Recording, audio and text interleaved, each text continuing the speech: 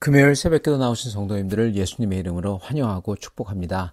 오늘 하나님 말씀은 모세의 다듬어짐이라는 제목으로 출애굽기 2장 11절부터 22절 말씀을 전하도록 하겠습니다.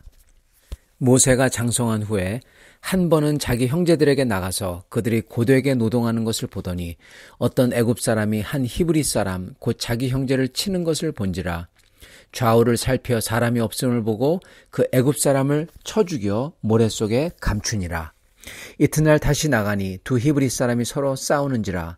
그 잘못한 사람에게 이르되 네가 어찌하여 동포를 치느냐 하매 그가 이르되 누가 너를 우리를 다스리는 자와 재판관으로 삼았느냐. 네가 어찌 애굽 사람을 죽인 것처럼 나도 죽이려느냐. 모세가 두려워하여 이르되 일이 탄로되었도다. 바로가 이 일을 듣고 모세를 죽이고자 하여 찾는지라.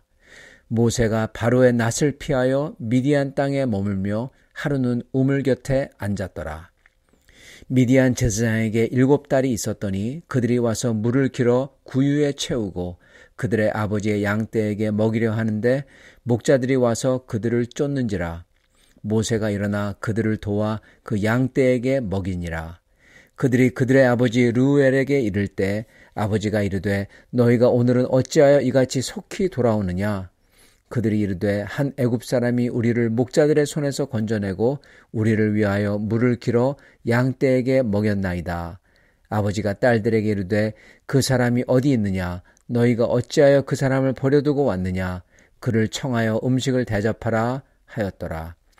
모세가 그와 동거하기를 기뻐하며 그가 그의 딸 십보라를 모세에게 주었더니 그가 아들을 낳음에 모세가 그의 이름을 게르솜이라 하여 이르되 내가 타국에서 나그네가 되었음이라 하였더라.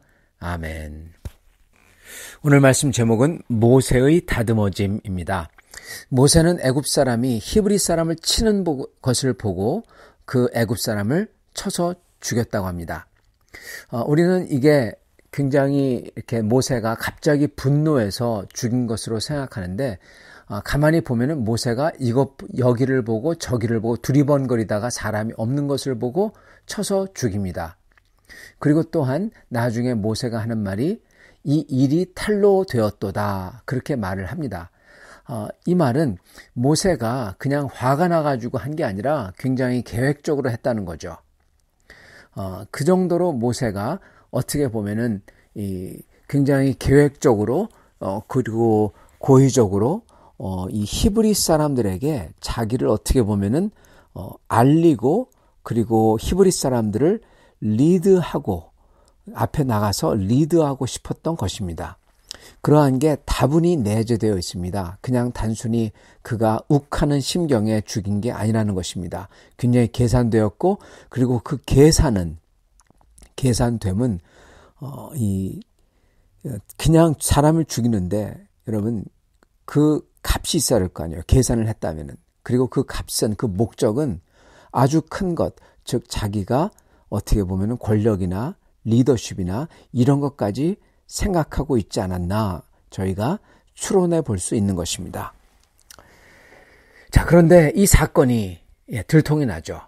바로에게 알려집니다. 그러자 그는 바로의 낯을 피하여 미디안으로 도망쳤다. 그렇게 나옵니다. 미디안은 사막입니다. 겨울 가서는. 이 애굽에서 나와서 저쪽 시나이 반도 쪽으로 도망친 겁니다. 40년을 모세는 지금 이 일이 일어난 게 모세가 40살이었습니다. 사도행전 7장 23절에 보면은 모세의 나이 40세가 되었을 때 이렇게 했다고 합니다.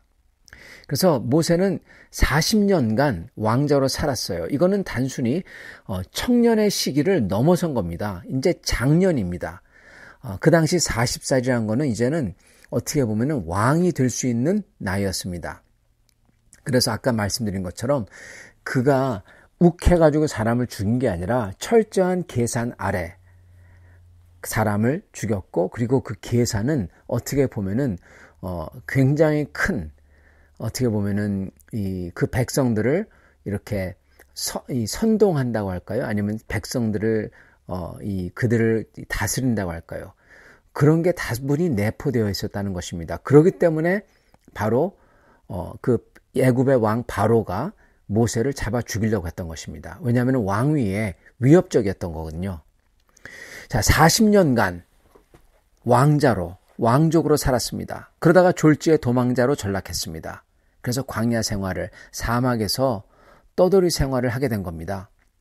모세는 궁정에서 애굽의 문물을 배울 뿐만 아니라 유모인 친어머니에게로부터 여호와 신앙을 교육받았죠. 그래서 민족에도 있었던 것입니다.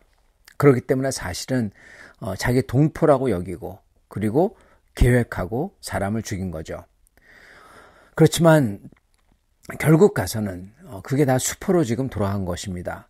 그가 그 애굽인을 죽였던 것은 민족애가 있어서, 즉 이스라엘을 자기 능력으로 구원하겠다 하는 생각이 들어있었던 것입니다. 그렇기 때문에 정치적인 위협 요소가 됐었고, 단순히 그가 20살 청년이 아니라 40살이어서 그런 사람이 계획적으로 나갔던 거고, 그래서 애굽 왕이 그를 죽이려고 했던 거고요.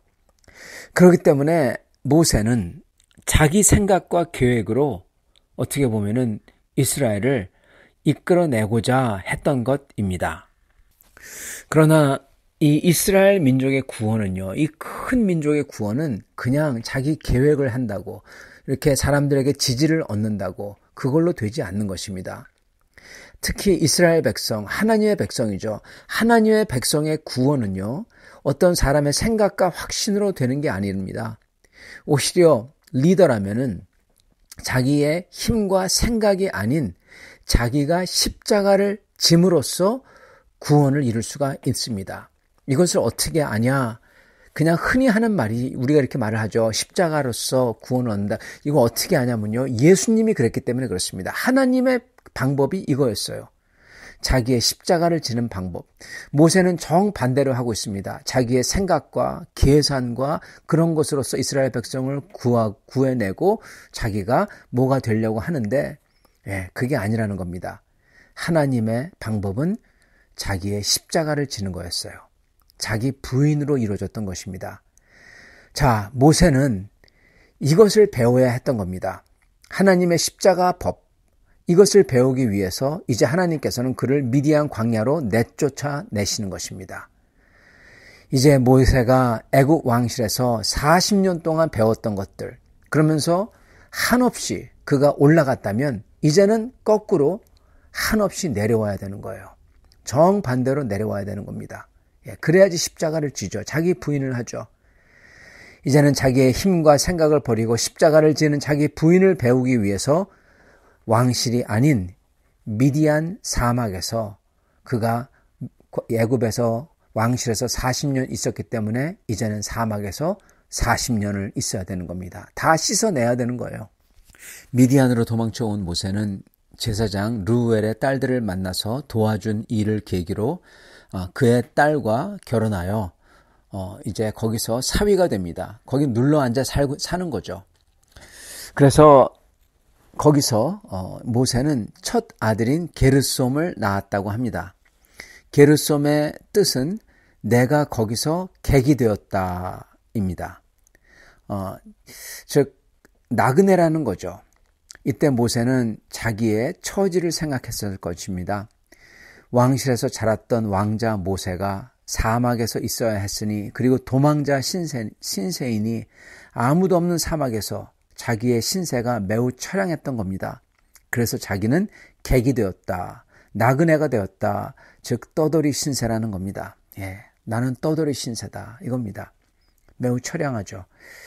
이렇게 모세는 계속 미디안에서, 그래서 결국 40년 동안 사막에 있어야 했었지만, 모세는 그러면서도 거기를 이방 땅으로 여기며, 그리고 모세는 그 마음속에 하나님을 잊지 않았던 것입니다.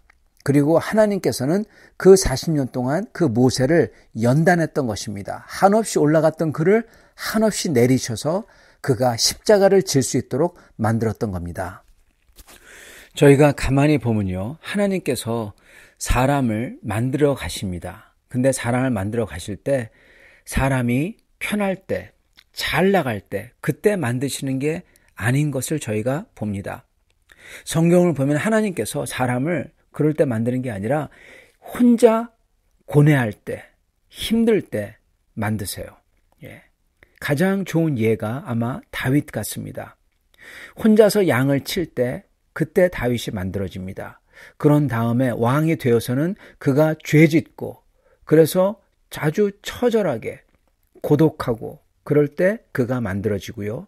그리고 결국은 나중에 가서는 인생의 끝에 가서는 압살롬의 난, 즉 자기 아들이 아버지인 자기를 죽이려고 그 난을 일으켰을 때 버선발로 쫓겨 도망가며 모든 사람이 이제 다윗을 욕하며 돌멩이질하고 그랬을 때 다윗이 그 고독하고 외로울 때 만들어졌던 것입니다.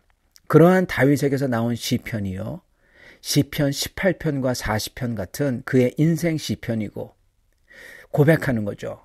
또한 시편 22편 같이 나의 하나님이여 나의 하나님이여 왜 나를 버리셨나이까 하는 십자가 시편이고 그리고 시편 22편을 따르는 바로 시편 23편 같은 여호와는 나의 목자시니라고 고백하는 시편들인 겁니다.